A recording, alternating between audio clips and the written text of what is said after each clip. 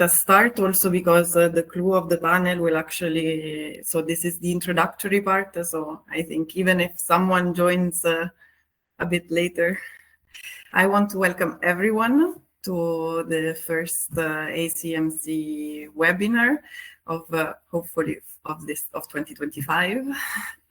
We hope that this becomes a long-lasting tradition.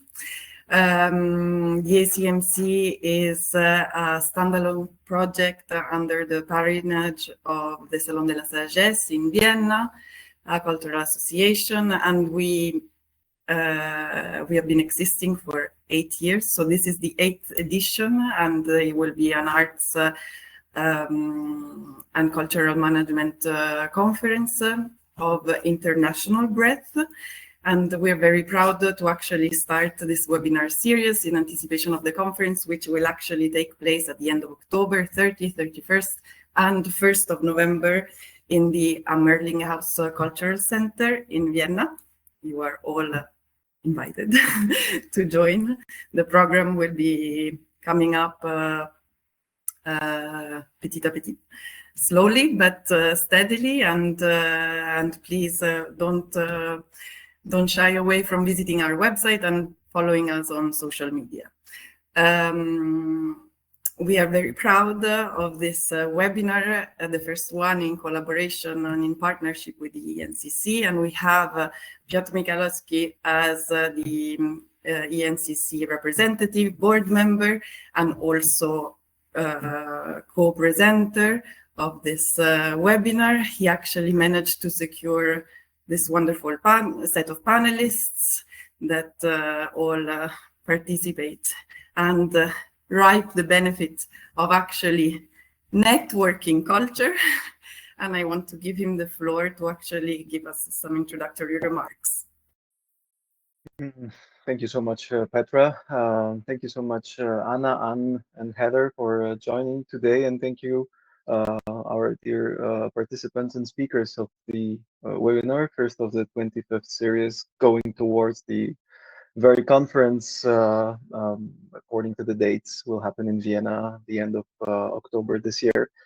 Just an asterisk, we have been cooperating since last year very intensively and very positively with the ACMC, co-organizing a panel on site in Vienna that was focusing on the cultural heritage and all the implications of the involvement of the young professionals and the newcomers into cultural heritage management.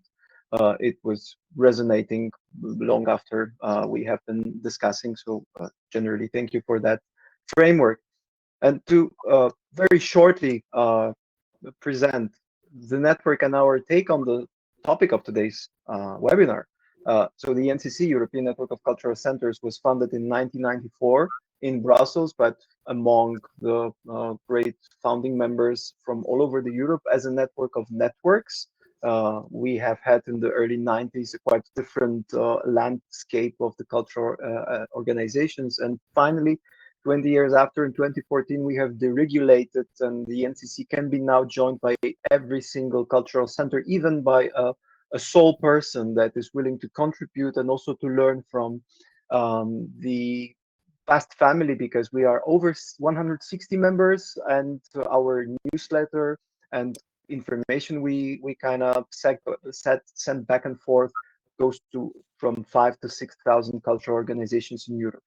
And if I am to be saying about the update on actually the word that we have been using, but maybe not so often, the democracy and political activism, believe me or not, but we have had a few weeks ago the General Assembly of the NCC and renewal of our strategy for the next 5 years.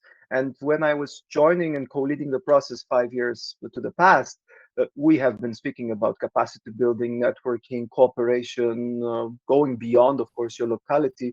But now, a few weeks ago, in all of the breakout rooms, the word democracy was the most repeated word from all of the colleagues scattered all over the Europe.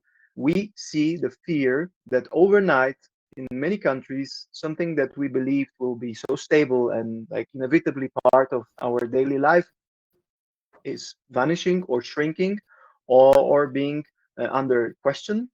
And the cultural centers, in our belief, are really the lighthouses on the forefront of raising awareness or on building that everyday commitment to such an important element, which is the democracy, which is the democratization, which is really the participation and empowering that the culture and the community arts are giving. Uh, as the NCC, we also have been organizing for the last 5 years the program we called Closing the Gap, which is now rebranded into Bridgemakers, which is so well connected to exactly the topic of today's conference. Because in communities from north to south, from east to west of Europe, we are experiencing that the lackness of dialogue and exactly there's some sort of creating two groups that they never anymore speak to each other, the local authorities and cultural professionals and cultural activists. This is leading to a very bad aftermath. As the NCC, we have been trying to be this external neutral facilitator, the ambassador of exactly that processes from various points of views, utilizing some sort of a guideline document, and we'll continue on that take because, as said, cultural centers are on the forefront. They are those third places. They are the elements of our local kaleidoscope of the activities we are undertaking, work, school, daily life at home. But the cultural centers, it's something special, a place beyond the obvious, that really the experimentation can happen, that we could be coinciding, that we could be dialoguing with each other on a completely different platform, that none of those previously explained elements were providing or are providing to us. Just to conclude, we are going to hear today, of course, a take on elements that the NCC is very well focusing also on. So it's just sustainability, community building, supporting the artists and cultural professionals. And from Anne and Heather, you for sure hear about that. And the very strong political activism that Anna is representing herself, like being on the forefront of various great professionals and also regular citizens of Georgia that are willing to defend this important pathway towards something that is like inevitably important for all of us. Just to quote by just completely closing, and this is how also we met with Anna through Janeta Vavrova, our great colleague from Czech Republic, Rome of the Cultural Center, and she wrote yesterday on social media, I was in Rustaveli during the first 3 days of the protest. The energy, courage, and hope were unforgettable. And today marks 200 days of continuous protests in Georgia. People are still there, standing strong for a better and freer future. Their resilience is a powerful reminder that democracy is something we build and defend every single day. You, Petra, you mentioned that those webinars are meant to galvanize all of us towards the conference that will happen in October. And I'm willing to just mention to this that we should arrive every morning ready to defend and protect democracy. And I'm so much looking forward to the discussion and to this aftermath and to the resonance it will create. Thank you so much. Thank you, Piotr, for such a inspiring speech as well. And yes, I forgot to mention, it's true that the theme of the conference this year is crisis and resilience, and everything within the webinar series is built around actually not only building momentum, but also giving some sort of codes, common codes to actually dissect this very broad theme in the field of culture. What does the resilience mean for cultural activity, and how does it link to politics and of course the fragile state of our democracies. I want to give the floor first and I would like for the initial tour de table to actually give the opportunity to our panelists to not only to present their projects, actually, because the project behind the people or the people behind the project but I think it's true, and it's important for the projects actually to have some sort of resonance, visibility, and this is a way to actually showcase what is being done and how exactly those lighthouses, which are cultural centers or cultural initiatives, actually how they come about and what is the meaning behind them. I want to give the floor to Anna Ryabushenko, co-founder of the initiative Culture for Democracy. A lot of keywords in one sentence, and the floor is yours. We want to know about your project. Thank you everyone, first of all, for inviting me. It's and for being able to join this subject that appears to be pretty crucial, not only for Georgia, because Georgia is a kind of a case that is obviously visible at the moment, like where we could be leading and where we could appear in one day that was never somehow secured in our kind of stable environments. But I believe that the problem is kind of common for all of us and for the ground where we stand, because not to have a very long speech, and as an introduction, I believe that I'll have later a little bit more time to talk about like the initiative itself and where we stand as a common ground. I just wanted to highlight that the key problem that I see personally and where we stand, the common ground, is basically we somehow ignored and did not evaluate the recent the recent past that we share, both of us. We tend to somehow generalize the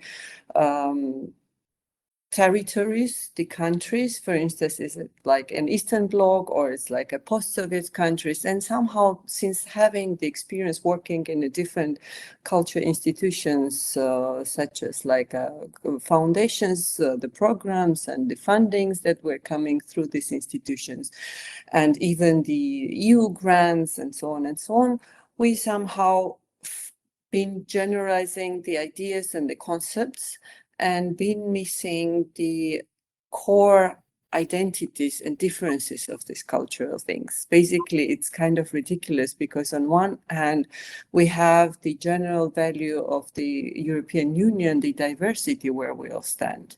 But on another hand, the ways how we implemented these programs be not reflecting directly these issues.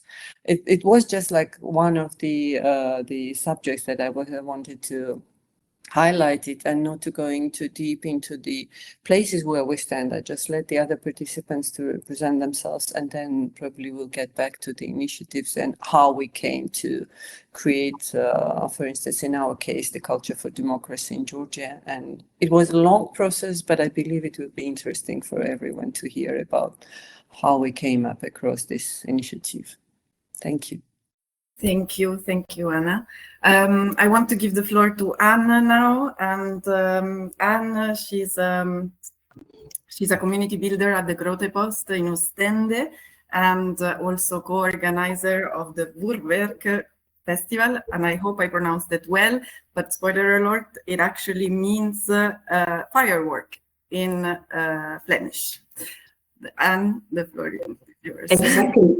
You pronounce it very well. It's, I'm really happy I can talk a bit about vuurwerk, yes. Or as you said, firework.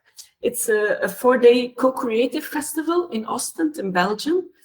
And it's not a traditional festival in the way it's not with impressive headliners or spectacles. It's instead it revolves about connection, taking care of each other in the society, the search for a shared meaning and a shared place and a shared feeling and a shared collective imagination. To stay in the metaphor of firework, the festival is not about the bang itself. It's about the invisible route the fuse takes before exploding, and about the sparks from embers who come down to society and mostly, or can create a new firework. That's a bit the metaphor of the festival. It's a co-creative festival where we gather people to listen, to write, to cook, to draw, to read, to talk, even to roller skate, but especially to make connection and to feel part of a bigger story. We want to counter loneliness with arts, something like that. It's now we organize a 3rd edition, and we always do it in the darkest days of the year in December, where we want to create the most glowful, lightful days of the year. And we focus on some central questions that connect us all. And this year it's about resilience. Also, I don't know the word, especially in English, but the more collective form of resilience, namely carrying capacities. In short, we have formed it as darkness becomes more light when we carry it together. That's a bit the idea of the festival. We don't want to deny the darkness, and we don't want to deny that people are living with dark feelings of loneliness, of social disconnection, but we want to search for lightful perspectives in these days. We co-created the festival, or we co-created with health workers, with social organizations, with schools, with even social groceries, with local residents, young, old, and we connect them with artists to give imagination to the things they dream of, they fear. We match it with them with poets, with theater makers, with textile artists.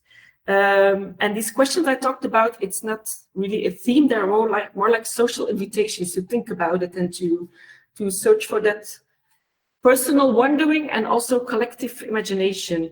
We believe it's an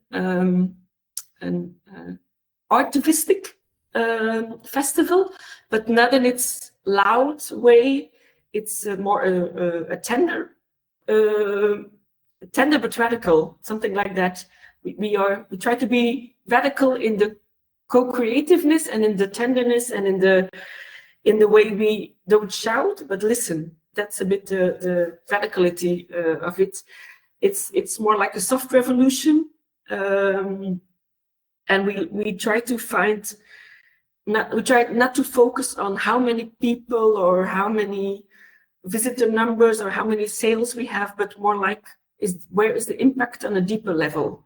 How did we connect people, and how did the gems find another way? Something like that.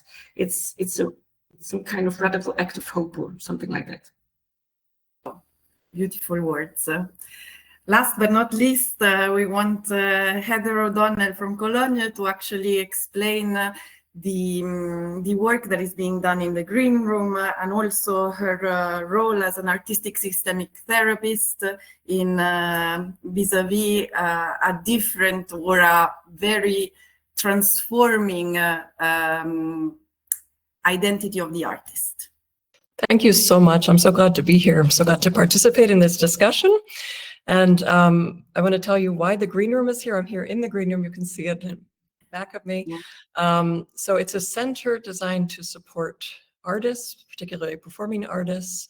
I have a background, as you can see, as a pianist. I was 15 years in this field, so I was really there and involved, and I stopped because of a range of reasons, from injury to burnout. And I went back to school to become a psychologist and later an artistic systemic therapist. And I noticed when I was having my crisis moment as an artist, we're living in Germany, in a country with a good healthcare system, but there was no place for this particular problem. There was no place for discussion. There was no place where artists could be vulnerable and open to discussing the more difficult aspects of their lives. And so the kind of physicality of a space to go when you're struggling was very important for me then, when I was struggling in like 2005 to 2010. And in 2020, I opened this space, the Green Room in Cologne, and it's based on some pillars, and I think probably the easiest way to describe what we do here is to talk about the pillars. And the first one is to describe a comprehensive concept of health and well-being. And nobody can do that better than the World Health Organization. They have a very comprehensive definition, so I'll just read it. Health is a state of complete physical, mental, and social well-being, and not merely the absence of disease or infirmity. It's the enjoyment of the highest attainable standard of health, is one of the fundamental rights of every human being without distinction of race, religion, political belief, economic or social condition. And lastly, the health of all people is fundamental to the attainment of peace and security, and is dependent on the fullest cooperation of individuals and governments. So that's our guiding light here. And we follow some other principles like a client-centered approach. When I was ill, suffering, injured, there were a lot of gurus who said this is the best way to recover, this is the best way to, somebody's health and well-being is a very personal journey, and we want to make sure that we don't tell anybody what they need to do with their body. So we offer a wide array of offerings, and people can decide what fits to their needs. So that's the client-centered approach. And then I'm a artistic systemic therapist. That means that we don't pathologize the individual. A lot of people coming to our center are entrenched in systemic issues. Our field, as artists and also as cultural workers, is not easy to maintain a standard of health and well-being. So this systemic approach tries not to pathologize individuals or place the burden of responsibility solely on the shoulders of the individual. And we do that through advocacy work, and we try to influence in our possible ways the conditions in which artists work so that we can address systemic issues. And lastly, we're really committed to the fundamental right to artistic freedom of expression. This became very clear in 2022 when hundreds, maybe thousands of Ukrainian artists were pouring into Germany. And we started a residency program at that point for artists coming from Ukraine that's expanded to an international community later, the Green Haven residency program. And it's an interesting phenomenon because this residency program is on the waves of cultural funding. And we saw in 2022, the purses were open. And within a couple of weeks, we could put together this residency program for people to live here as artists. And it was wonderful. And now, when we're talking about systemic issues, diplomacy, soft diplomacy, what kind of contributions to democracy, arts, and culture makes the funding, not only at the Green Haven residency programs, but throughout Europe for these kind of residency opportunities for artists who gave up everything to leave a very dangerous situation, has dried up. So I think it's an interesting reflection about where we are right now. And for me, it makes it clearer than ever how important this work is, even when funding institutions might have a different interest in applying their money into maybe remilitarization of Germany or something like this. So that's it from my side. Thank you. Thank you all for explaining so well and so briefly the massive work that you do. I want to start now the discussion more on a conceptual level in order to actually build, the vocabulary that then will actually be used throughout the series of webinars and the conference itself. And I would start with Anna as well, talking about still coming back to, staying put with the idea that there is a deep interconnection between politics, democracy, and culture, and we need to understand some sort of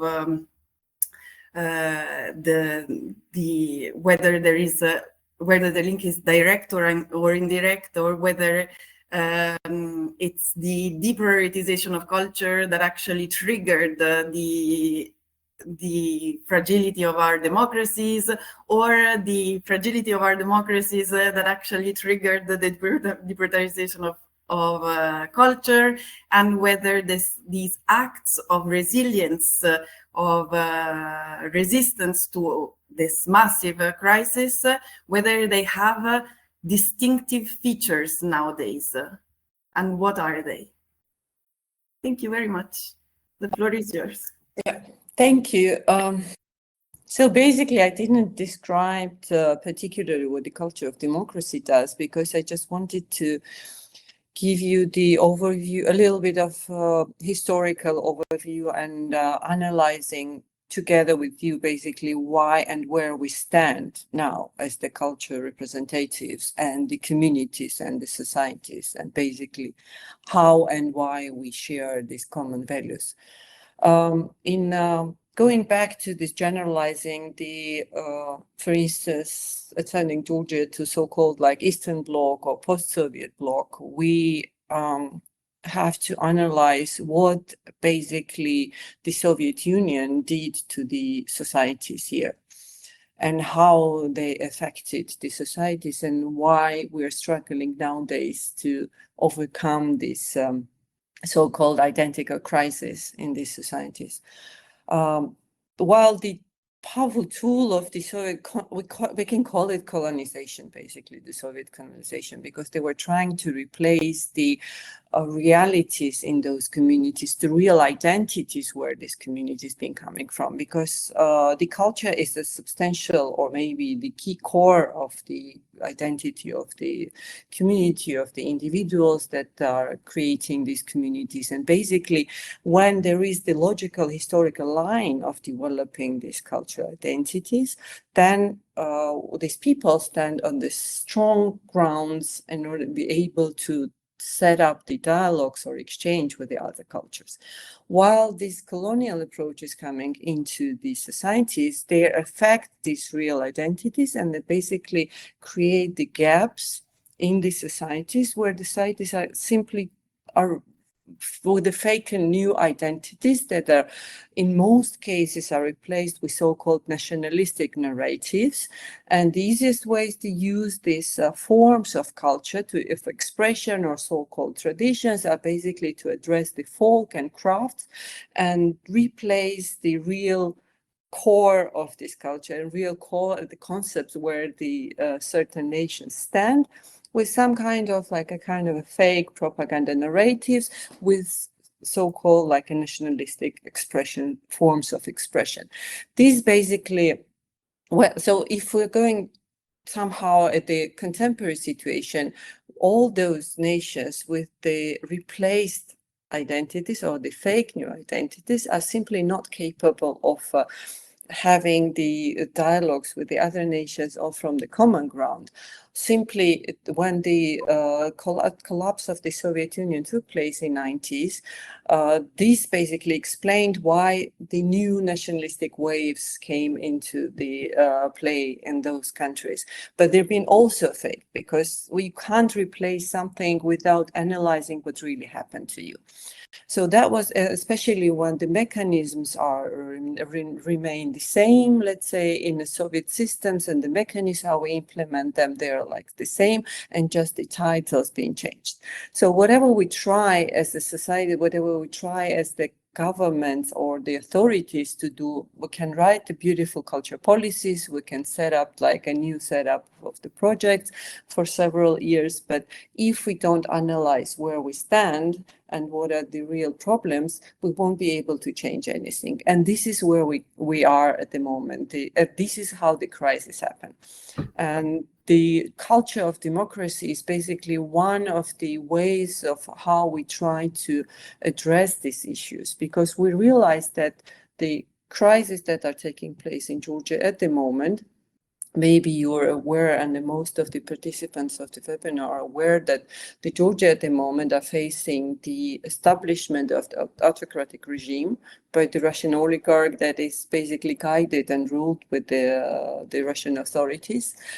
And the culture was on the front line of this establishment. The culture took it far beyond the protest took out in the streets of the country, because there have been repressions in the culture field, starting from the strongest institutions. They've been replacing the heads of these institutions, cutting the funds for the cultural international projects, co-fundings, productions, and so on and so on. Those who are not being in favor of the regime they've been simply cut it out. And in the systems, why I was referring to the Soviet system, when the culture doesn't have strong funds coming from the outside source, and or even if those funds, for instance, if we're like a members of Creative Europe and we have to get the funds, basically, for instance, for the film production, the biggest funds are coming from the co-productions, but still there are certain regulations that you have to be able to secure at least 10% of the co-funds coming from your own like country, from your own source. And these are kind of like a systems and triggers that basically put all the culture field outside in the streets. And this been already taking place, and it affected to the serious damage of the culture UNESCO Worldwide Heritage Monuments, because more than thousands of professionals from these institutions been fired. And this led to some kind of a self-organized structures and self-organized initiatives, and the culture of democracy is one of those initiatives. So basically, going back to your question, how to address it, somehow like a self-organized, analyze the past, the recent past, and try to find out the ways where we can really start talk to each other, first of all, within the community, and then with the strong kind of like organizations or initiatives to start talking to the others, because you're not an isolated concept. You're not an isolated societies. This is all linked, and somehow this to find like a realities and the common grounds will help us to set up the dialogue. I hope I answered the question.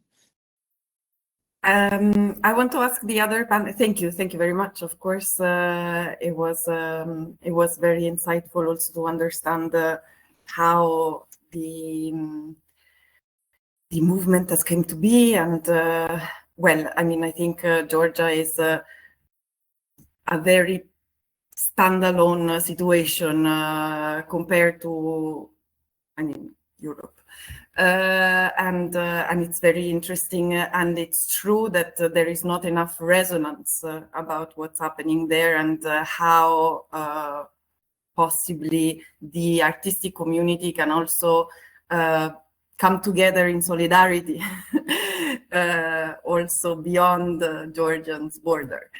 And but I wanted to also briefly give the floor with the same topic to some sort of rebuttals from the rest of the panelists, and even Piotr, if you want to say something, you know, like a 30-second snap comment on this particular question, and then we move so that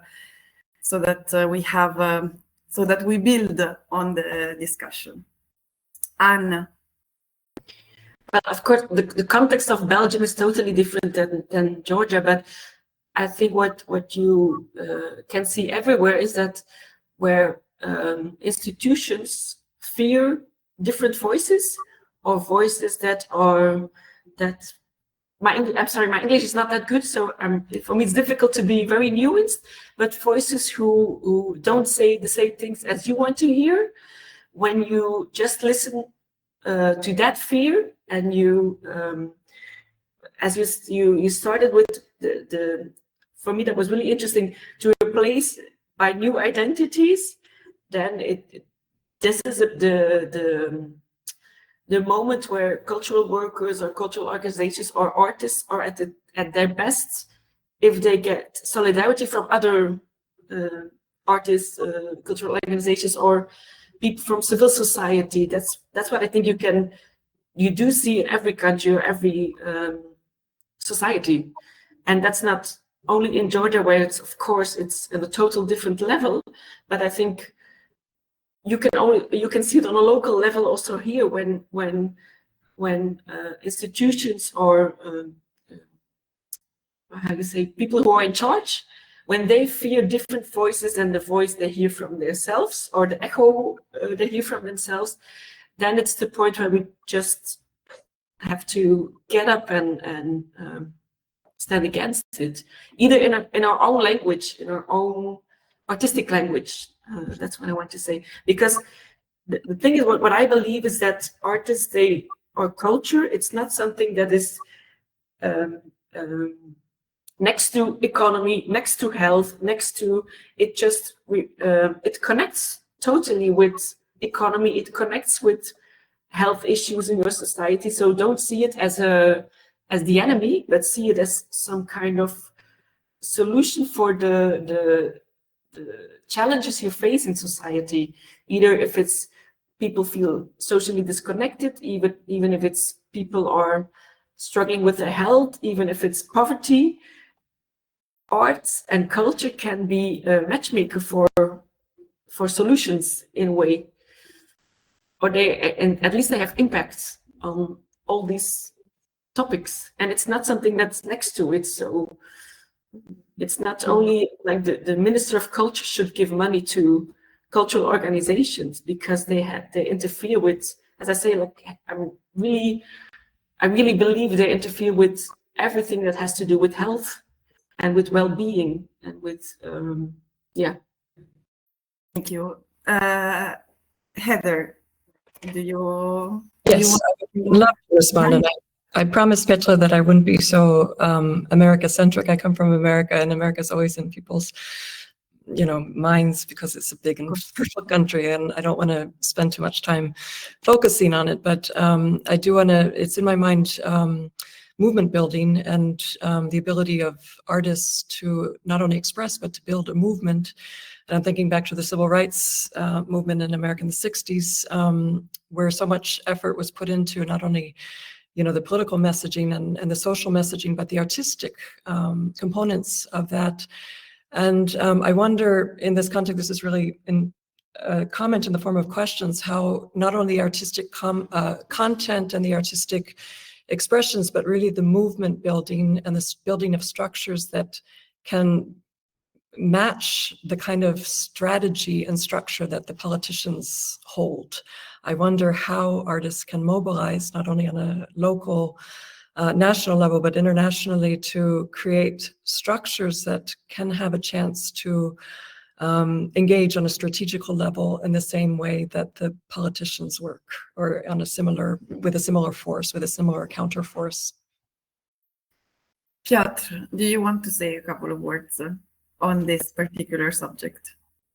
Yes. I think that it's something that sometimes we just are forgetting if we are coming from a positive side, like from the bright side of the moon, that the culture is for connecting us and for making our life more enriched. But the dark side of the moon says that the culture is the greatest battlefield where two worlds collide, where really the agenda of kind of suppressing everything what is local and regional and national for that one country. Me coming from Poland with Anna, when you were expressing how this was organized under the Soviet Union, and we after 1945 were like not a liberal state at all. So we have been sharing very important common elements of the history, washing one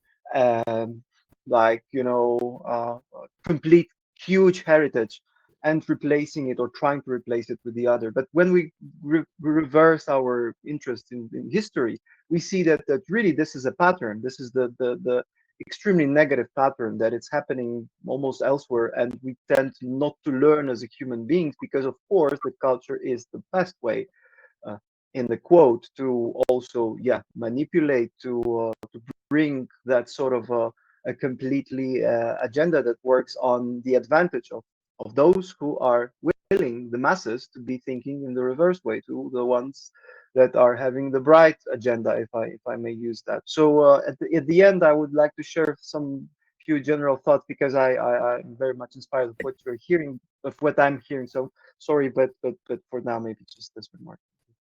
Okay, well, thank you very much. I would want to proceed with the next questions. I mean, we've talked about the importance of culture, but also and the relevance of culture vis-a-vis the political sphere. But also, if we come back to the present, what we see also is, and I want to also make reference to what Anne said about loneliness. Actually, not only the individuals all across the world actually share this feeling of loneliness, of overwhelming detachment from an increasing complex society and world difficult to understand. But also, I think it's the cultural sector itself that it's sort of retrenching into itself because it feels abandoned from both sides, the public and the institutions. And I want to explore with Heather, if possible, to begin with, then of course we open the floor to some comments, the contemporary challenges of artists today. Okay. So one of the recurring patterns that I see in both my individual work, like counseling and therapy, and also institutionally, is a kind of mythologizing of the artist or the cultural worker. And this mythologizing swings between two extremes. On the one hand, we tend to think of artists as superhuman, gifted with extraordinary creative powers and inner strengths, and living on air and inspiration, as one says. And on the other hand, we view artists as kind of spoiled adolescents, temperamental, impractical, in need of discipline and structure. And both of these narratives are dehumanizing. They obscure the reality that artists and cultural workers are in, which first and foremost, they're human adults. This sounds very simple, but I need to say it. And they have very real psychological, physical, and financial needs. And the kind of polarization to superhuman artists or troubled adolescent, it often justifies a lack of support or withdrawal of support. If artists are geniuses capable of making the most of crumbs of support, they should be able to cope with anything. This is kind of the mentality that you run into. Well, the artists make the most of crumbs, so why is this funding, why is this support necessary? And funding institutions can get used to artistic resilience, and they can also abuse it as well. And if artists and cultural workers are just overgrown children, why would we take their suffering or messages seriously? So the myth becomes a tool for rationalizing withdrawal, both from public institutions and from the broader structures that are supposed to sustain professional and civic life. So in my work here, we support performing artists. We try to interrupt this narrative. We do this by advocating for something very simple, but lacking in this public discourse. Joseph Beuys said that every human is an artist, and our motto could be every artist is a human with needs, boundaries, and limits. And every artist, every human, every cultural worker, they deserve care not as an indulgence or a reward, but as a condition for sustainable professional life. And I believe it's often helpful, especially talking to funders, to point out in different industries it's different. To draw comparisons, for example, to professional athletes. In sports, it's very normalized and perhaps even expected that high-performance professionals with extraordinarily demanding jobs have access to coaches, psychologists, physiotherapists, rehab specialists, etc. And we understand that excellence needs support. But in the arts, we still tend to romanticize individualized suffering, and we're very comfortable propagating the idea of the tortured artist, but very uncomfortable talking about things like mental health services, burnout prevention, and the physical and emotional demands of performance. So care is not a luxury, and it's not an add-on, and it's a professional necessity.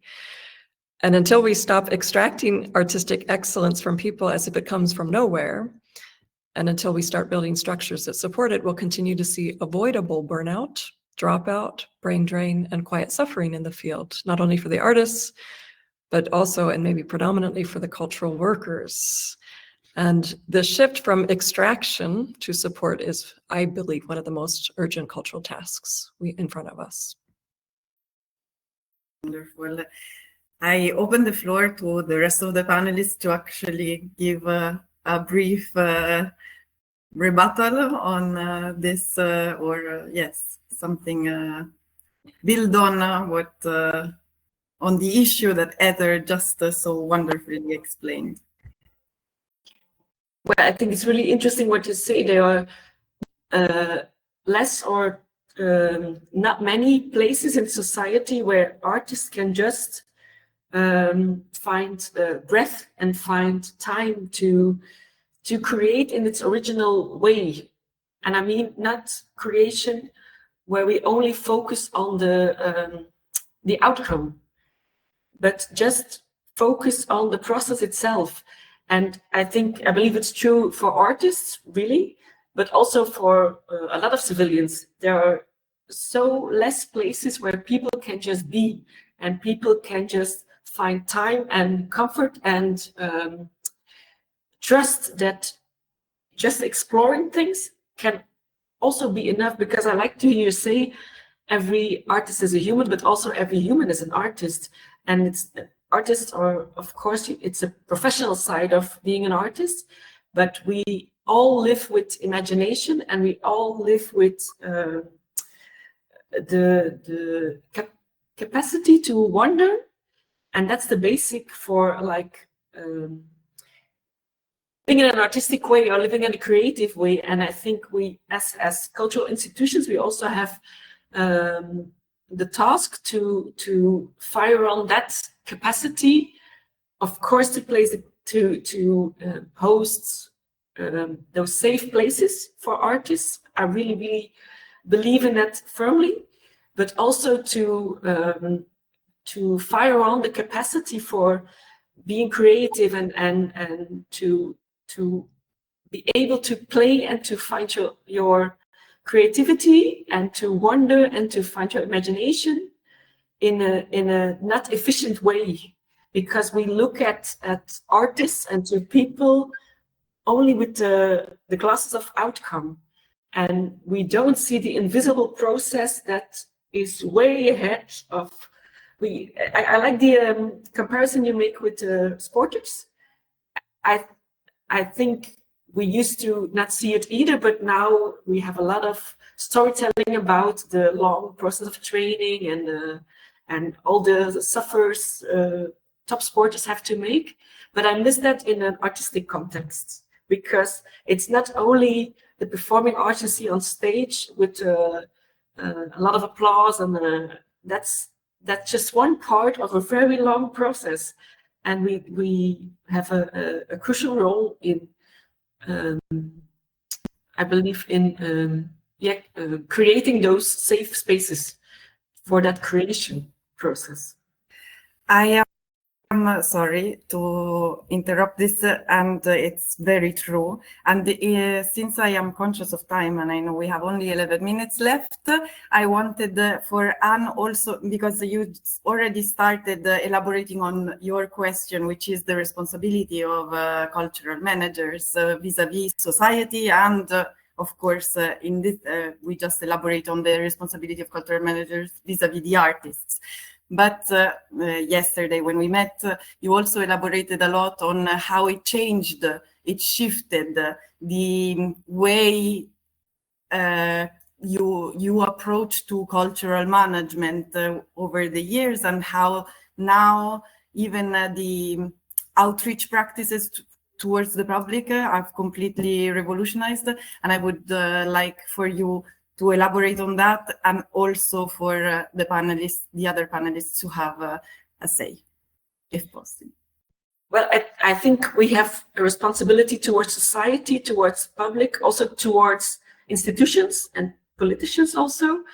And but let's just face first to the public and society. And we used to see that responsibility, especially to produce and to organize. But I think we should broaden it a lot more, and we have also a responsibility to mediate and to dialogue and to listen and to hold space, to imagine, to comfort, but to start from dialogue. Because in this, well, we talked about it before, this it's a changing and unstable society with a lot of challenges on mental health, on social disconnection. People have the feeling they don't belong anymore. We do have a responsibility, I believe, in amplify voices that are often not heard, or that are excluded or silenced, and to give the feeling to people that are seen and that they are heard and that it's safe to participate and to play their role. And I think we can do it by, yeah, that it may sound theoretical, but you can also do it in a practical way, that search of a shared imagination, a collective imagination on top of this personal wandering. And I think towards institutions, we also have a responsibility, as we can play our role as bridge makers, to make the bridge to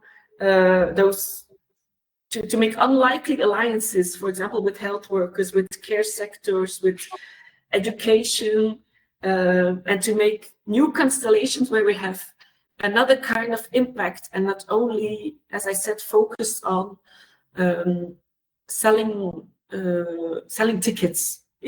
That's just one part of, I think we all deal with. It's an important part because you need money to do what you want to do, but I think the impact we can have is on a more deep and profound level, facing those society challenges, like this loneliness, and that people don't feel seen anymore, don't feel connected anymore. And I think this is where we can play our role as cultural workers. I know our culture can't fix the world, but we have the ability to shape it together. And that's, for me, it's a really positive, maybe naive way of thinking, but I really do believe that we don't have to do it alone, of course, but we can do it. Thank you very much. Anna, Heather, would you like to say something? Anna first, and then... I'd just like to address the concept that Heather actually raised up, the issue with an artist, whether they are so infantile in a way, like, but it's kind of like, I'd like to say that we are also responsible of creating such a concept of an artist, because the institutions, it's a market product, and we are comfortable with the market product because it's easy to sell. And it's also the artists also tend to feel comfortable in this kind of like role, because they're taking off the responsibility from themselves. If you are a child, if you're not responsible. So it's kind of like a both way thing. Whether I also tend to agree that we have more responsibility, and the artists are like a equal human being as everyone else, as the equal part of the society. And if the society members are responsible and taking responsibility in certain cases, that we have to address the needs of the society. So the artists should take more responsibility in that sense, because artists are the public figures, and the public figures, whatever they say, whatever they promote, there is much more responsibility coming with everything, whatever they say and how they act, than the rest of the society. So I guess it's like a common problem. It just, in different cases and different situations, like Georgia and other countries, it's just expressed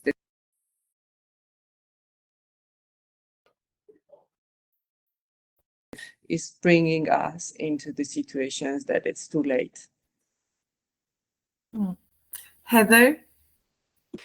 I just want to amplify what you were saying, that could be naive, that there is so much of potential artists to create visions and expanded possibilities that can't be conceived of at this point.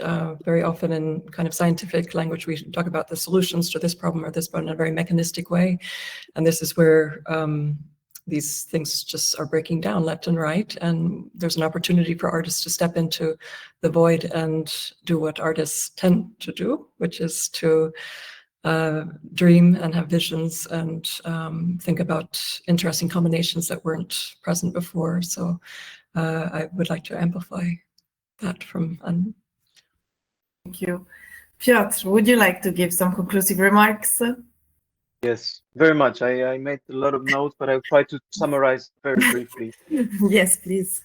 What was striking, not only today, but generally within the narrative that the European Union also was bringing in the last months and weeks, is this rearming concept, which I would like to juxtapose with the redemocratization concept, that we really need to have this intersection and supervision on what is working well and what is cracking in our context. I would really claim for what Heather you mentioned, the cracking education, that we are still failing to kind of tell to the society what is the role of art and culture, and what is the role, what is the impact of that sphere in our life. Because then if we don't do that, it can be so easily and well instrumentalized for the, as said today in a quote, for the dark side of the moon led agenda. And we see that discussion about cultural identity and local heritage could be also very not nicely twisted into creating walls and particularities, while we are using this concept to show the diversity, and if we don't defend that definition, it could go very, very wrong. To close, I'm really fond of this term of artivism.